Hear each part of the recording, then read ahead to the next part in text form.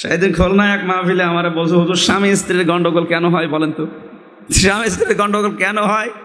সূরা Nesar 34-35 number আয়াতের ব্যাখ্যা করার পর খেতে গেছে ওনার বাড়িতে, মুখ গোমরা করে আছে। এ দাদা কথা বলছেন না?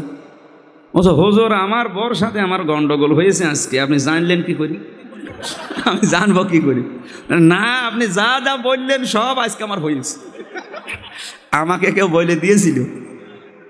না না, বলেছে একজন। কে? আল্লাহকে ওহী নাযিল করে বলল। এই কোরআনে আছে ১৫০০ বছর আগের কথা আছে, এই কায়দায় গন্ডগোল হয়। এখন ওনার ওইভাবে গন্ডগোল হয়েছে, কোরআন দিয়ে বলার পরে ওনার লেগে গেছে। এ দোষ কি আমার না কার? আল্লাহর না? অনেকে আল্লাহর বলে ফেলেছে। এ দোষ আল্লাহর না, দোষ ওর। আপনি গন্ডগোল করেছেন কেন? বিভিন্ন জেলায় গেলে আগে বলো, হুজুর আপনি আমার বিরুদ্ধে বলবেন না। তা আমি তো আর আপনারা চিনি না। কোথায়? আমার বাড়ি কুষ্টিয়া আর ওনার বাড়ি নওগাঁ। আপনাদের সাথে তো কোনোদিন দেখাও হয়েছে কিনা সন্দেহ।